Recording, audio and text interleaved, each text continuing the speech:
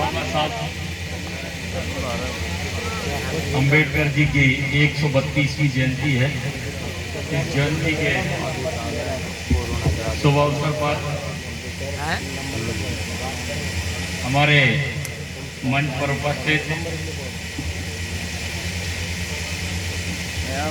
Bharatiya Janata party के जिले के अध्यक्ष सम्मानीय, जिनका ओजस्वी वक्तव्य आपने अभी यहाँ सुना, ऐसे श्री राकेश जी शर्मा जी, हमारे मध्य प्रदेश विधानसभा के सदस्य रहे पूर्व विधायक वरिष्ठ आदरणीय श्री रामकिशन जी पटेल साहब, मंच पर उपस्थित हमारे नगर परिषद के अध्यक्ष श्री हेमंत जी राजा भैया चौधरी जी, इस नगर के प्रथम नागरिक हैं, हमारे वरिष्ठ नेता जिनका उम्र में जरूर वो बुजुर्ग कह सकते हैं, लेकिन दिल उनका युवा है, अभी वो ऐसे सम्मानित श्री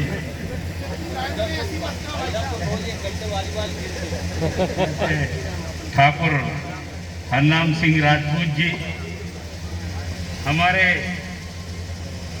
मंच पर उपस्थित नगर पंचायत के पूर्व अध्यक्ष, जिन्होंने पहले नगर में काफ़ी विकास के कार्य भी काफ़ी किए हैं, ऐसे हमारे नेता श्री सुरेश जी पाठक जी, हमारे भारतीय जनता पार्टी प्रदेश के कार्यकारिणी के सदस्य और युवा नेता श्री नरेंद्र जी, हमारे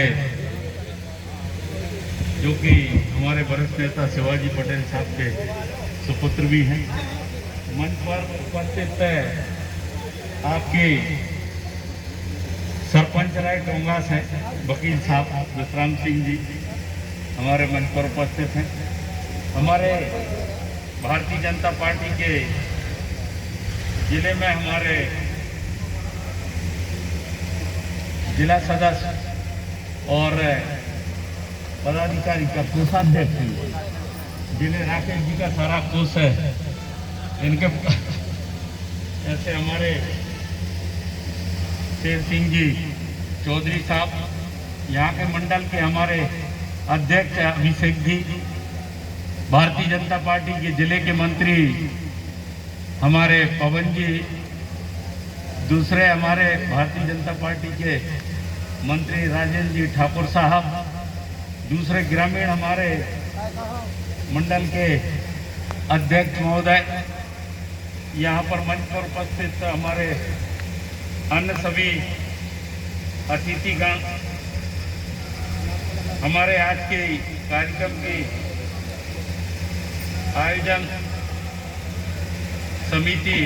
आयोजक समिति अध्यक्ष श्री एम.एल. अहरवार साहब, उपाध्यक्ष आर.डी. अहरवार साहब, सचिव हेमंत चौधरी जी, कोषाध्यक्ष एस.एस. भमूरिया जी, सह सचिव चंद सिंह जी, संयुक्त सचिव दीपू चौधरी जी, लखनपाल जी, छोटू ठेकेदार जी, मथुरा प्रसाद जी, देवेश चौधरी जी, नरेंद्र अहरवार जी, गोपाल अहरवार जी, और हमारे जिला के जिला शिक्षा अधिकारी एम.एल.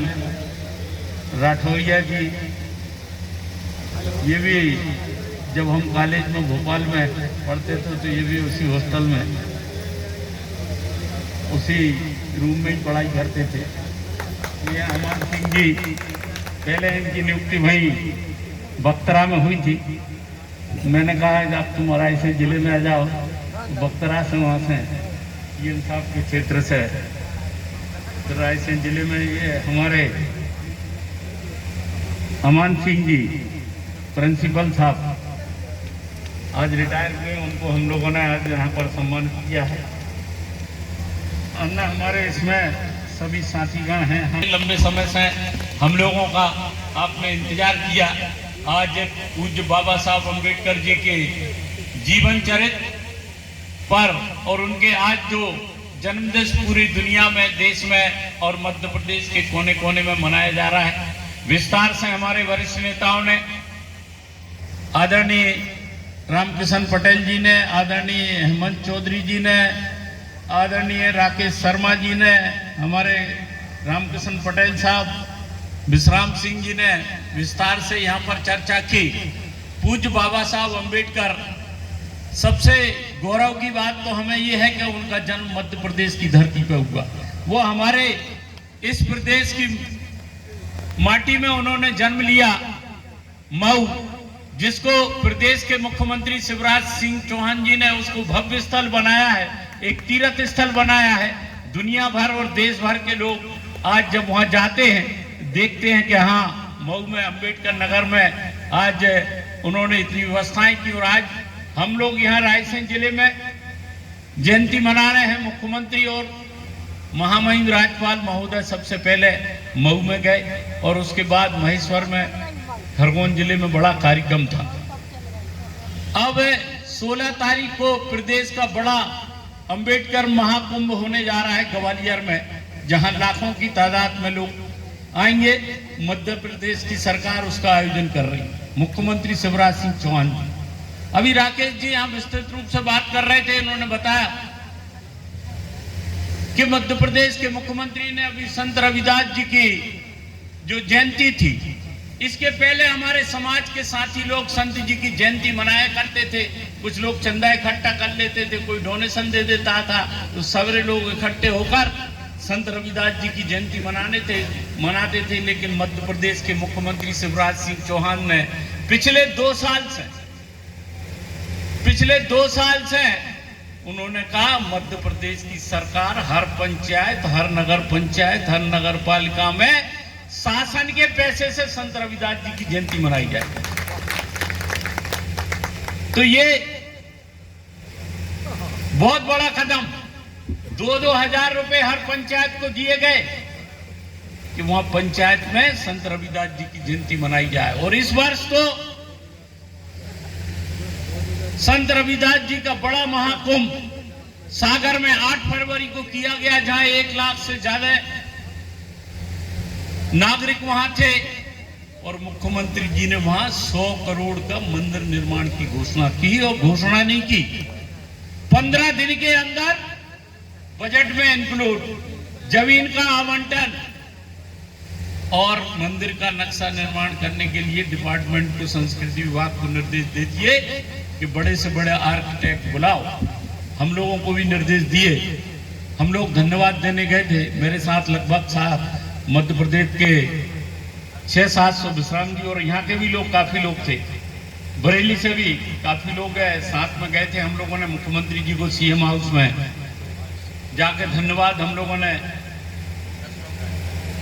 यहाँ से 10 लोग गए थे, तो पूरे प्रदेश के लोगों को मैंने बुलाकर और मुख्यमंत्री जी को धन्यवाद दिया था कि आप संत रविदास जी का एक विशाल भव्य मंदिर 100 करोड़ का, ये देश में नहीं दुनिया में कहीं भी संत रविदास जी का इतना बड़ा मंदिर नहीं होगा।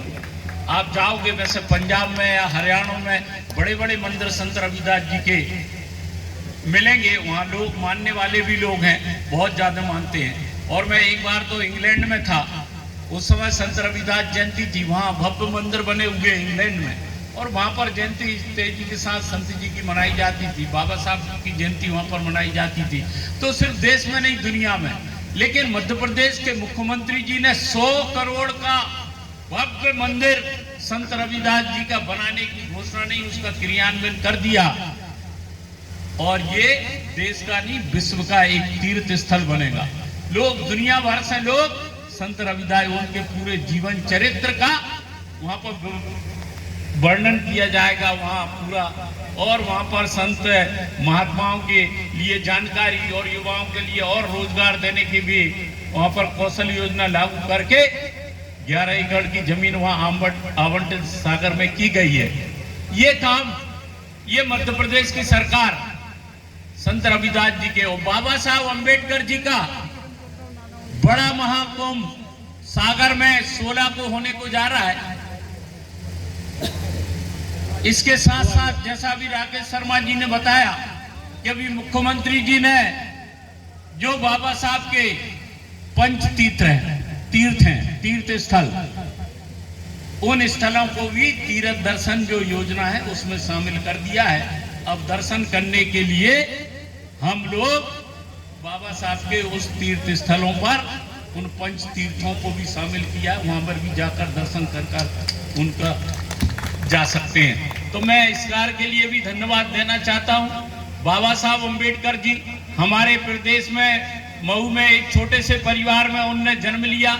उस समय हम सब जानते हैं कि वर्ण व्यवस्था, जातिवाद काफी बोलबाला था। उन्होंने कई दिक्कतों का सामना भी किया, पढ़ाई में लिखाई में भी उनको स्कूलों में भी दिक्कतें आई, लेकिन उन्होंने इन सब के बावजूद शिक्षा प्राप्त की। और शिक्षा सिर्फ देश में नहीं, दुनिया के इंग्लैंड और अमेरिका के बड़े बड़े यूनिवर्सिटी में, चाहे अर्थशास्त्र की शिक्षा हो, चाहे कानून की शिक्षा हो, और चाहे पीएचडी की शिक्षा हो। अभी मुकेश सिंह जी यहाँ पर एसडीएम यहाँ के बात कर रहे थे कि कोलंबिया यूनिवर्सिटी में आज भी उनको याद किया जाता है कि उन्होंने जिस तरीके के इतने विद्वान स्टूडेंट वहां से पढ़कर निकल कर आए हैं, अभी और उनसे ज्यादा विद्वान व्यक्ति या वहां पर स्टूडेंट नहीं रहा है। और आज भारत का जो संविधान है, आज भारत इतना अग्रसर है। राकेश जी बिल्कुल सही बात कर रहे थे कि हमारा भारत आज इतना विकास कर रहा है। मोदी जी के नेतृत्व में हम भारत को दुनिया में 5वें स्थान पर लेके जाना चाह रहे हैं, तीसरे स्थान पर 5वें से लेके जाना चाहता है। लगातार हम हर क्षेत्र में प्रगति और विकास के भारत आगे बढ़ रहा है। और मध्य प्रदेश को आत्मनिर्भर बनाने के लिए मध्य प्रदेश के मुख्यमंत्री सोचिए, ये बाबा साहब अम्बेडकर जी ने जो संविधान लिखा, उन्होंने अपनी बुद्धि, उन्होंने जो संविधान के रचयिता, ये जिसमें सारे वर्ग के लिए, सबके लिए उसमें जो व्यवस्थाएं की गई, जो कानून बनाया गया, जिसमें ऐसा नहीं जो लोग दबे थे, कुचले थे सामाजिक रूप से, आर्थिक रूप से, खास तौर से महिलाओं की हम बात करें तो महिलाओं को अधिकार देने के लिए उन्होंने जो व्यवस्था की थी, आज उसको अक्षरशः पालन मध्य प्रदेश के मुख्यमंत्री शिवराज सिंह चौहान कर रहे हैं। उन्होंने अभी एक लाडली बहना, मुख्यमंत्री लाडली बहना योजना बनाई, जो भारत में नहीं दुनिया में अभी ऐसी योजना कहीं नहीं बनी हुई। ये बाबा साहब अम्बेडकर जी का संविधान, उसके अंतर्गत उसके पालन के लिए जो पहले सरकारों ने नहीं करा, जैसा अभी हमारे पूर्व वक्ता बता रहे थे कि बाबा साहब अम्बेडकर जी को भारत रत्न 1990 मिला, और पहले की सरकारें थी वो भी दे सकती थी। बाबा साहब ने उस समय कहा था कि आज जो मैं कर रहा हूं कुछ लोग उसको नहीं समझ पा रहे हैं, लेकिन एक दिन ऐसा आएगा कि भारत का एक एक नागरिक मुझे समझेगा और जो मैंने संविधान लिखा है उसको समझेगा। लेकिन दुख इस बात का है कि जब देश के लोग समझेंगे तब मैं इस दुनिया में नहीं रहूंगा। आज हम देख रहे हैं, आज भारतीय जनता पार्टी हमारी, राकेश जी बता रहे थे, मध्य प्रदेश के 24,000 बूथों पर एक एक बूथ पर बाबा साहब 64,000 बूथों के एक एक जगह पर संविधान निर्माता पूज्य बाबा साहब अम्बेडकर जी की जयंती मनाई जा रही है। और पार्टी ने ये भी व्यवस्था की है कि अगर बूथ पर फोटो भी नहीं है उनकी तो उसको भी वहां तक पहुंचाने की व्यवस्था की गई। तो ये आज भारत अग्रसर हो रहा है।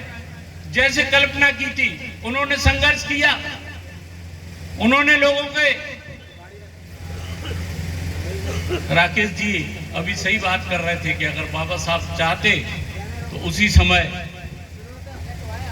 अखंड भारत में बहुत सारी दिक्कतें आ रही थी, वो मैं यहाँ उल्लेख नहीं करना चाहूंगा, लेकिन सब लोग जानते हैं कि उन्होंने देश को एक करने के लिए जो संविधान में हर व्यक्ति की, हर वर्ग की जो अधिकार दिए, आज स्वतंत्रता है, हर व्यक्ति कर सकता है, जो अपना काम कर सकता है, ये संविधान में व्यवस्था है। अगर आज किसान हमारा गेहूं पैदा करता है, चना पैदा करता है, करोड़, 4 करोड़, 10 करोड़ का भी, उसको 1 रुपए का भी इनकम टैक्स नहीं देना पड़ता है, ये भी संविधान में व्यवस्था है। किसान के सम्मान की बात, उस समय हमारे बच्चों के लिए उन्होंने कहा था शिक्षित बनो, संघर्ष करो, संगठित रहो। जो सूत्र दिए शिक्षा के क्षेत्र में हम सब लोगों के लिए आज काम करने की जरूरत है और उनके बताए हुए रास्तों पर। ऐसा नहीं, उन्होंने संघर्ष भी किया है। पढ़ लिखने के बाद भी आप देखते हो को कई महाराष्ट्र की कई घटनाएं ऐसी हैं जहां जाति पाति के भेदभाव से लोगों को तालाबों में पानी पीने से जहां रोका जाता था, वहां पर उन्होंने आंदोलन भी किए और लोगों की लड़ाई की। आज समरसता, आज सब एक साथ चलना चाहते हैं। और बाबा साहब ने संविधान में वही कहा है कि जो लोग अधिकारों से वंचित रहे उनको अधिकार मिले, समानता मिले, सब एक साथ चले, व्यक्ति व्यक्ति में भेदभाव ना हो, जाति के नाम पे भेदभाव ना हो, सबको आर्थिक उन्नति हो। भारत में रहने वाला प्रत्येक नागरिक के लिए संविधान में बाबा साहब अम्बेडकर जी ने व्यवस्था की है। आज इसलिए पूरा देश और दुनिया मानती है। ये दुनिया का सबसे बड़ा प्रजातांत्रिक देश भारत है और उस प्रजातांत्रिक देश के संविधान निर्माता पूज्य बाबा साहब अम्बेडकर जी, और वो हमारे मध्य प्रदेश के हैं। ये हमारे लिए गर्व की बात है। और आज हमारे मध्य प्रदेश के मुख्यमंत्री उनके संविधान में जो उन्होंने लिखा है उसको क्रियान्वयन करने के लिए एक नए नए कानून बनाकर हमारी लाडली बहना बेटियों की पढ़ाई और लिखाई के लिए, बच्चों के लिए आज सीएम राइज स्कूल की कौन सोच सकता था कि इतना सुसज्जित ऐसा सीएम राइज स्कूल बनेगा 40 करोड़ का, जिसमें सारी व्यवस्थाएं, अच्छे शिक्षक, कंप्यूटर क्लासेस, स्मार्ट क्लासेस, पढ़ाई लिखाई की व्यवस्था, सुरक्षा की व्यवस्था, 15 किलोमीटर से आने जाने के लिए बस की व्यवस्था। ऐसे स्कूल बनकर तैयार होंगे तो हमारे गरीब वर्ग के या अनुसूचित जाति जनजाति या किसी भी वर्ग के, ओबीसी वर्ग के या सामान्य वर्ग के जो आर्थिक रूप से कमजोर लोग हैं, जो बड़े बड़े स्कूलों में, दूसरी जगह प्राइवेट स्कूलों में नहीं जा सकते, फीस जिनकी ज्यादा है, वो सीएम राइज स्कूल में पढ़कर अपना आगे अपने माता पिता का, अपने क्षेत्र का नाम रोशन करेंगे। तो ये शिक्षा की व्यवस्था बेटियों के लिए हमारे मामा के नाम से जाने जाते हैं माननीय मुख्यमंत्री जी। आज लाडली लक्ष्मी 44 लाख से ज्यादा मध्य प्रदेश में लाडली लक्ष्मी बेटियां हैं। शिक्षा के क्षेत्र में आज हमारे बच्चे स्कूल जाते हैं, उनको मध्याह्न भोजन, उनके लिए किताब फ्री में, आने जाने के लिए साइकिल, सारी व्यवस्था। और आप सीएम राइज स्कूल बनेंगे और उस शिक्षा के क्षेत्र में अब बेटियों के लिए लाडली लक्ष्मी 2 भी बना दी गई। अब बेटियां कॉलेज में जब जाएंगी तो उनके लिए भी 25,000 रुपए दिए जाएंगे 2 किस्तों के अंतर्गत। लाडली बहनों के सबके फॉर्म भराए जा रहे हैं। अभी बहनें भी यहाँ पर बैठी हैं, पुरुष भी बैठे हैं। भैया आप लोग भी सहयोग कर देना फॉर्म भरवाने में, कभी कभी जरूरत पड़ेगी तो तुम लोग भी मांगो। तो हमारी बहनों के माननीय मुख्यमंत्री जी ने, अब मैं ये कहता हूं कि जो सगा भैया है वो तो रक्षाबंधन पे एक आध बार 500 रुपए, 1000 रुपए, 100 रुपए कोई गिफ्ट देता है, लेकिन मुख्यमंत्री जी तो सगे से भी ज्यादा हर महीने 1000 बहनों के लिए, लाडली लक्ष्मी बहनों के लिए। अब पुरुष लोगों को भी जब जरूरत पड़ेगी तो वो भी उनसे कहेंगे कि मुझे भी आज बाजार जाना है, जरा 200 रुपये निकाल दीजिए। तो ये ऐसी योजना आज है सरकार के द्वारा, ये संविधान निर्माता बाबा साहब के लिखे हुए संविधान के अंतर्गत ये सारी व्यवस्थाएं होंगी। मोदी जी ने कई योजनाएं, सबके लिए पक्का मकान, जिन लोगों के पास मकान नहीं है रहने के लिए उनके लिए पक्का मकान, PM Awas Yojana, Ujjwala gas connection योजना, कोविड के दौर में सारे गरीब लोगों के लिए 80 करोड़ देशवासियों के लिए फ्री में राशन दिया गया 2 साल का। और मध्य प्रदेश के मुख्यमंत्री तो 1 साल में। तो खाने की व्यवस्था, आज स्वास्थ्य की मैं बात करना चाहता हूं। आयुष्मान भारत योजना के अंतर्गत 5 लाख तक का इलाज फ्री में दिया जाता है, सरकारी अस्पताल हो या चिन्हित प्राइवेट अस्पताल। मुझे स्वास्थ्य विभाग की जवाबदारी दी गई है। माननीय मुख्यमंत्री जी के नेतृत्व में हमने प्रयास किया है। अभी हमारे पटेल साहब, रामकिशन पटेल साहब भी यहाँ पर उल्लेख कर रहे थे, पूर्व वक्ताओं ने भी उल्लेख किया। कोविड के संकट के दौर में रात और दिन मेहनत हमने मुख्यमंत्री शिवराज सिंह चौहान जी के नेतृत्व में की। जाते जाते जब लोग, हमारे डॉक्टर, हमारी सिस्टर, क्या है कि कोविड ऐसी बीमारी थी कि एक दूसरे से मिलता था तो उसे भी लग जाता, घर वाले को भी मिलने नहीं दिया जाता था कि तुम भी मत मिलो। अच्छा, जो पॉजिटिव हो जाता था वो भी कहता था, पति पॉजिटिव हुआ पत्नी से कहता तू दूर रह, पत्नी होती थी वो पति से कहता है तुम दूर रहो, बेटा हो जाता था वो कहता था दूर रहो। लेकिन अस्पताल में डॉक्टर और सिस्टर हमारे इलाज करते थे, तो मैंने कहा भैया तुम स्वास्थ्य मंत्री हो, तुम भी डॉक्टर हो, तुम भी जाओ अस्पतालों। तो पीपी पे किट पहनकर मैं भी अस्पतालों में पहुंच गई। हमने कहा डॉक्टरों का मनोबल बढ़े, और उन सबके मनोबल बढ़ाने के लिए माननीय मुख्यमंत्री जी भी गए। और जब ऑक्सीजन की किल्लत हो रही थी, मध्य प्रदेश में लिक्विड ऑक्सीजन नहीं थी, दूसरे प्रदेशों से मंगाते थे, जब टैंकर भर के ऑक्सीजन वहां से आती थी तो ड्राइवरों से तक मुख्यमंत्री बात करते थे, हम बात करते थे टैंकर जबलपुर कब पहुंचेगा, 2 अस्पताल में ऑक्सीजन देने के बाद फिर पन्ना कब पहुंचेगा, पन्ना में ऑक्सीजन देने के बाद दमोह कब पहुंचेगा, उस सारी चीजों को। और जब टैंकर खाली हो जाता तो हवाई जहाज में खाली टैंकर को रखकर वहां भेजा जाता था कि जल्दी से पहुंच जाए, वो फिर से ऑक्सीजन उपलब्ध हो जाए।